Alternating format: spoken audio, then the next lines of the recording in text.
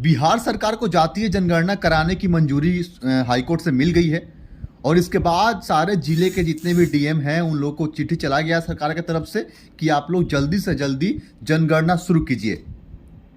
सरकार को इस जनगणना की इतनी जल्दी है, इस बात को आप समझिए। बिहार सरकार पहले ही 80% जनगणना का काम पूरा कर चुकी है। बाकी कुछ काम है, जो कुछ एरिया हैं उसमें जनगणना नहीं हुई है। लेकिन एक बात समझ लीजिएगा, जो लोग जहां भी जनगणना बचा हुआ है उसके लिए मैं बताना चाहता हूं कि हाईकोर्ट ने यह कहा है कि अगर आपको अपना डिटेल देना है, आपकी स्वीकृति है, अपनी इच्छा शक्ति है, तो आप दीजिए, वरना आप साफ तौर पे मना कर सकते हैं कि हम नहीं देंगे।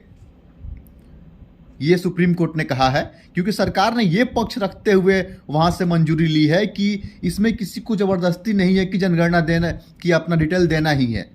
लेकिन एक बात बताइए, जब सरकार जातीय जनगणना शुरू की तो जो भी स्कूल के कर्मचारी आते थे आपके द्वार पे, तो सरकारी कर्मचारी आते हैं और कोई भी डिटेल मांगते हैं तो गांव के लोग, वैसे तबके के लोग जो इतना जागरूक नहीं है, वो खुशी खुशी दे देते हैं, चाहे वो किसी भी वर्ग के हो, किसी भी जाति को, किसी भी समुदाय के हों। तो सरकार के पास तो डेटा 80% आ ही गया है, बाकी जो कुछ है वो भी उसके पास आ ही जाएगा, क्योंकि हल्ला ये उठ गया है, क्योंकि हाई कोर्ट से उसको मंजूरी मिल गई। लेकिन इसमें एक और बात है, समझने वाली बात ये है कि अगर आपको आपकी स्वेच्छा है, अपने इच्छा शक्ति है, तो अपने इच्छा से आप दीजिए डिटेल, वरना कोई जबरदस्ती कोई नहीं कर सकता आपसे आपकी डिटेल मांगने के लिए।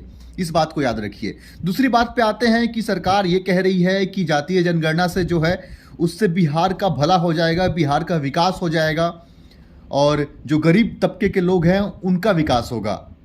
तो एक बात बताइए, पिछले कई दशकों से लालू यादव और नीतीश कुमार बिहार के सत्ता में काबिज हैं, क्या आप लोग अभी तक विकास नहीं कर पाए? और आज जाके आपको याद आ रहा है कि विकास करने के लिए तो जाति की जनगणना होनी जरूरी है, वो गिनती हमारे पास होनी जरूरी है, तब जाके हम विकास कर पाएंगे। वाह, बहुत सही है। मतलब कई दशकों से आप लोग काबिज हैं सत्ता पे और आज आपको याद आता है कि अरे यार, गरीब गुरुबों के विकास करने के लिए तो हमको जाति की जनगणना होनी जरूरी है, हमारे पास डिटेल होनी जरूरी है। ये क्या है जी, मजाक? हमें एक चीज बताइए कि क्या सड़क के लिए जाति का जनगणना, जाति का पता होना कि कौन सी जाति कहाँ और कितने प्रतिशत है, कितने लोग हैं, ये होना जरूरी है? क्या शिक्षा के लिए जरूरी है? क्या स्वास्थ्य के लिए जरूरी है? क्या अस्पताल आप बनाइएगा तो उसमें जाति पूछ के भेजिएगा? क्या सड़क बनाइएगा तो जाति पूछ के चलने दीजिएगा? क्या शिक्षा व्यवस्था अच्छा बिहार का कीजिएगा तो जाति पूछ के उसमें जाने दीजिएगा? देखिए, सारा बवाल बस इसलिए था क्योंकि जातीय जनगणना कराने का अधिकार जो है वो केंद्र सरकार के पास है, लेकिन राज्य सरकार बिहार में जातीय जनगणना करा रही है और तर्ज ये दे रही है कि हम बिहार के विकास के लिए, गरीब गुरबों के विकास के लिए ये जातीय जनगणना बहुत जरूरी है बिहार में। और बिहार सरकार को कोर्ट से मंजूरी भी मिल गई है। लेकिन इसमें साफ साफ बात ये कहना है कि अगर आपको आपकी इच्छा है तो आप दीजिए, वरना मत दीजिए।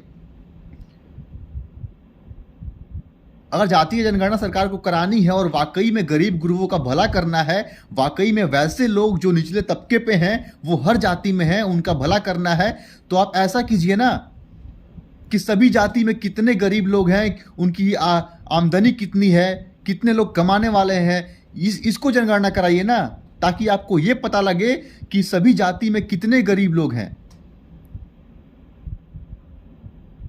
कि एससी में कितने लोग हैं, एसटी में कितने लोग हैं, ओबीसी में कितने लोग हैं, एडल्ट कितने हैं, बच्चे कितने हैं, मैच्योर कितने हैं।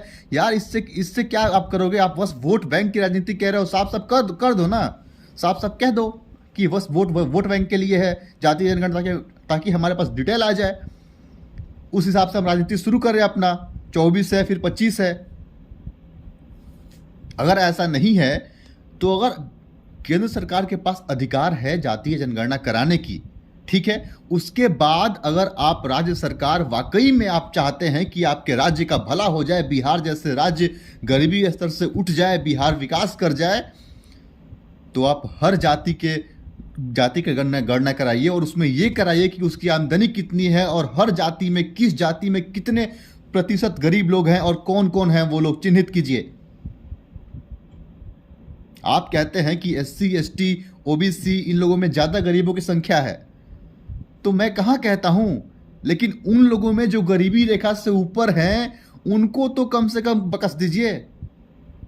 बस वोट बैंक की राजनीति कर रहे हैं आप लोग, ठीक है, अच्छी बात है, कीजिए, क्योंकि इससे क्या होगा कि आपको किसको कितना लुभाना है, कितना आरक्षण के नाम पे क्या क्या कह के 24-25 में लुभाना है, ये तय हो जाएगा।